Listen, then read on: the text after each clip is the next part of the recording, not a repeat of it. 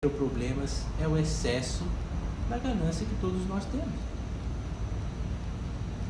Se nós fizermos um teste e distribuirmos 10 mil reais para cada um aqui dentro dessa sala, e daqui 5 anos a gente for verificar o que cada um fez com o dinheiro, vai ser totalmente diferente.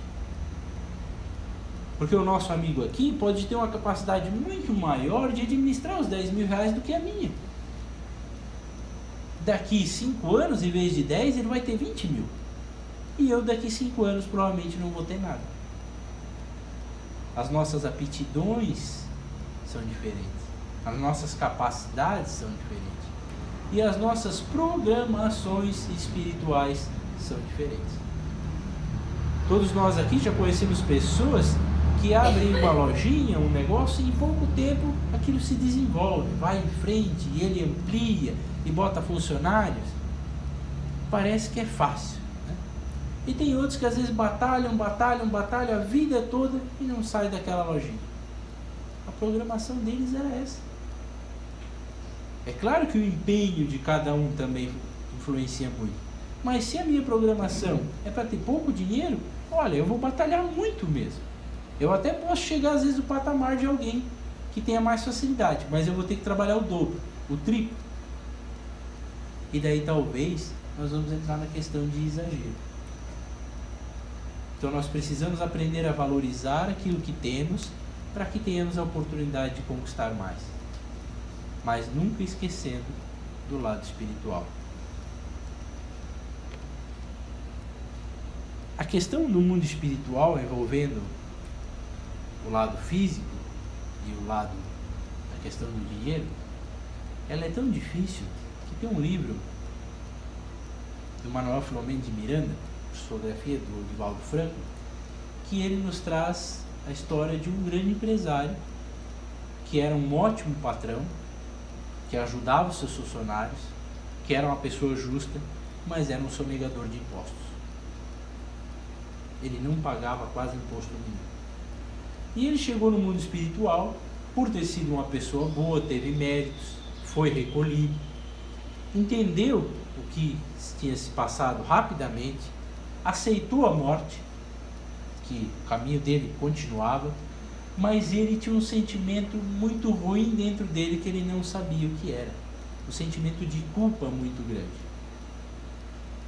E o tempo passou e ele não sabia, ele perguntava para os mentores diziam que ainda não era a hora, e até que chegou o momento que eles contaram para ele, e daí ele caiu em si.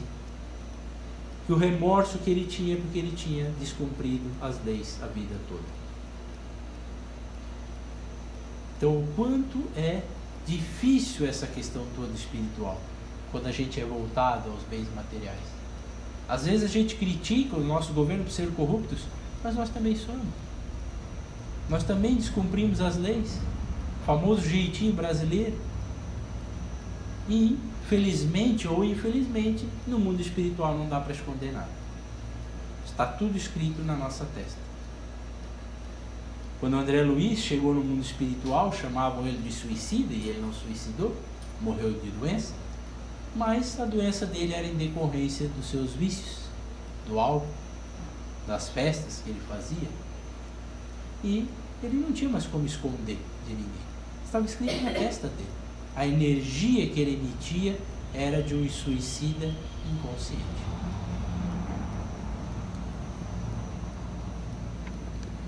E qual era o melhor jeito de nós resolvermos as dificuldades? Qual era o melhor jeito da gente poder aos poucos ir se modificando? É através do conhecimento. Como é que uma pessoa que chega ao extremo de se suicidar, ela agiria na vida dela se ela tivesse o conhecimento da doutrina espírita?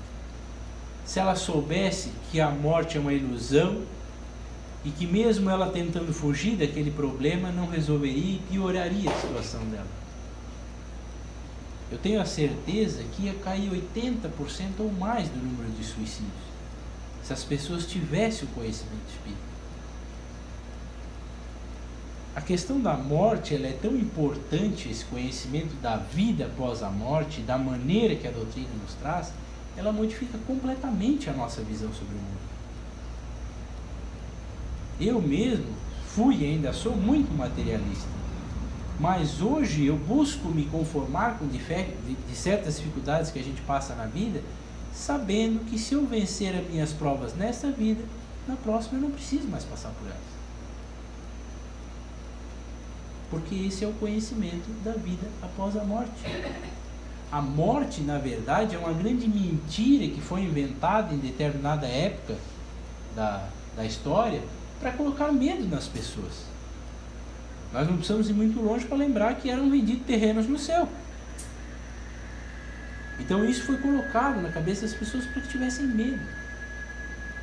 E hoje, muitas vezes, as pessoas, por colocar aquela onda que eu falei no começo, de que tudo é normal, tudo está certo assim mesmo, muitas vezes as pessoas nem querem buscar o conhecimento da vida após a morte, porque elas sabem que elas vão ter que modificar as suas atitudes. Então vamos vivendo assim, que está bom mesmo. Vamos vivendo assim, que está tudo certo. E não está. E a gente vai descobrir que não está tudo certo, porque vai chegar uma amiga na nossa vida e que ela não é muito agradável, que é a dor. Vai chegar muitas vezes a dor da separação de um casamento, a dor da dificuldade da perda de um filho para as drogas ou para o álcool, a dor da perda de um ente querido, porque a gente não modificou as nossas atitudes. E às vezes não é nem consciente, inconsciente mesmo, nós estamos lutando para fazer o nosso melhor, tenha certeza disso.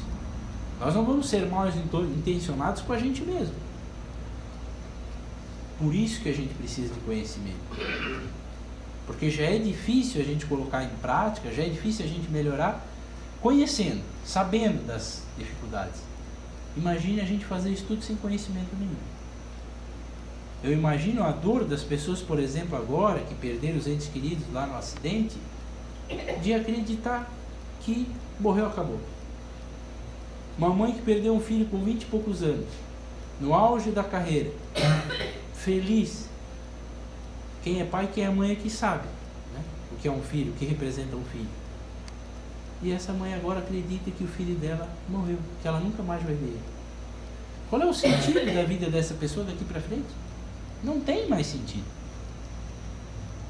Por isso nós precisamos levar adiante as informações de que a morte não existe, de que o planeta passa por transformações sim, mas existe alguém no governo dele, que as coisas vão melhorar e que nós temos a oportunidade de seguir aqui, desde que nos melhoremos. E se nós não fizermos o nosso papel, independente da nossa vontade ou não, o planeta vai evoluir. Só que nós talvez não recebamos mais oportunidades de continuar aqui.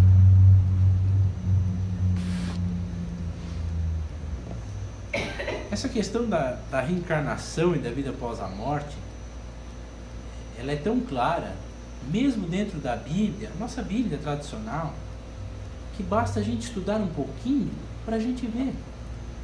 Jesus foi claro no Evangelho quando ele disse que que Elias voltava no corpo de João Batista. Está lá no Evangelho. Ele não disse com essas palavras, mas ele disse que ele volta, ele está de volta, Elias está de volta. Essas foram as palavras que ele usou. Existe uma série de passagens. Mas nós não queremos ver, nós não buscamos a informação. Nós não estudamos nem a Bíblia tradicional, muito menos as coisas do Evangelho Espírita. E como é que a gente vai melhorar a nossa vida? Com conhecimento. Não há outro jeito. Para mim fazer uma coisa melhor no meu trabalho, para melhorar o meu trabalho lá na empresa onde eu trabalho, eu preciso conhecer mais. Eu preciso fazer um curso melhor. Eu preciso buscar uma capacitação.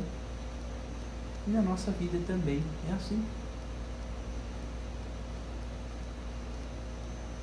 A doutrina espírita nos traz uma mensagem muito, muito forte de esperança. Eu acho que quem conhece a doutrina, cada um tem uma visão sobre ela, do que ela representa. Mas para mim, doutrina espírita representa esperança. Porque eu já perdi entes queridos na minha vida. E sei a dor que é. E a doutrina espírita nos diz e nos prova que a morte não existe. E mais, que todos nós vamos nos reencontrar um dia.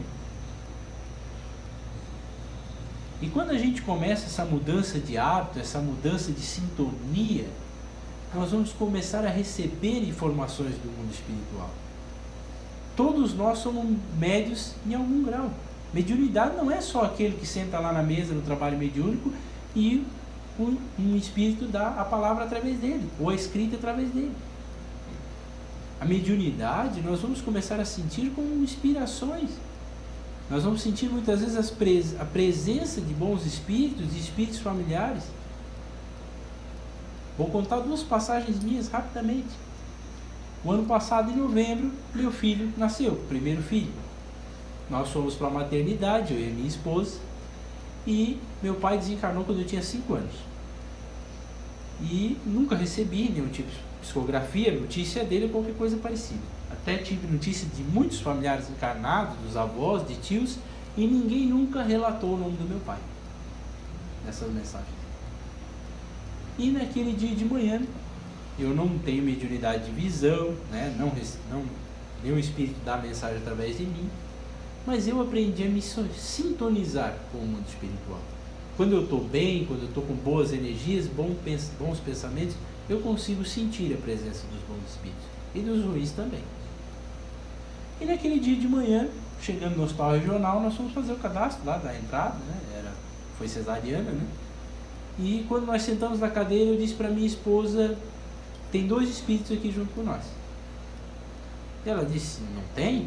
Não estou sentindo nada? Tem. Tenho certeza que tem. E eu nunca tive tanta certeza na minha vida de alguma coisa como aquele momento.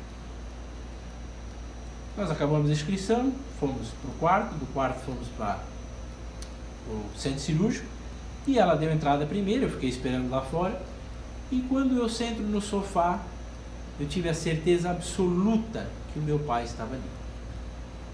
Eu caí em choro, as pessoas provavelmente que estavam ao meu redor achavam que eu estava doido, né? Porque um homem desse tamanho sentado lá no sofá sozinho, chorando, mas eu não resisti, porque eu tive a certeza que ele estava ali. E isso foi porque eu sou melhor do que alguém? Não. Foi porque naquele momento a minha energia era tão boa, tão positiva, de alegria pela chegada do filho, que eu consegui me sintonizar com ele. Provavelmente ele deve guiar meus passos, andar junto comigo durante há muito tempo já. Mas naquele momento eu senti. Então isso é a doutrina espírita. Essa é a mensagem que a doutrina vem nos trazer. Que a vida é boa. Que a vida é para ser vivida. Nós temos capacidade de ser felizes. Mas nós precisamos fazer a nossa parte. E não é tão difícil. O mentor da casa lá, onde eu frequento em Rio do Sul, no Centro Espírita Operários do Bem, ele nos recomenda que não façamos o Evangelho uma vez por semana. Que façamos todos os dias. Porque o mundo espiritual bom está trabalhando muito, mas o negativo também está. Porque o sol, como eu disse, está amanhecendo, a transição está acontecendo, está ofuscando muita gente esse sol. Ele está incomodando muita gente. E se a gente olhar pelo lado da lógica, a gente pode perceber que a nossa sociedade está mudando. A Igreja Católica está cheia, os centros espíritas estão cheios, as igrejas evangélicas estão cheias. As pessoas têm saudade, como dizia o Chico Xavier, do Cristo. As pessoas estão com saudade dessa energia boa, dessa energia positiva e dessa mensagem de esperança. E nós temos que acreditar, porque isso não é só uma questão de fé. O Espiritismo chama uma coisa de fé raciocinada. Eu me tornei espírita não foi por amor. Eu me tornei espírita pela lógica. Eu era uma pessoa cética que não acreditava em quase nada. Mas o Espiritismo me trouxe por A mais B. Me provou que é verdade o mundo espiritual. Que é verdade o auxílio dos bons espíritos. Nós precisamos acreditar e trazer isso para dentro das nossas vidas. O Chico Xavier conta, o Divaldo Franco contou uma pequena história esses dias atrás, que ele, 2 ou 3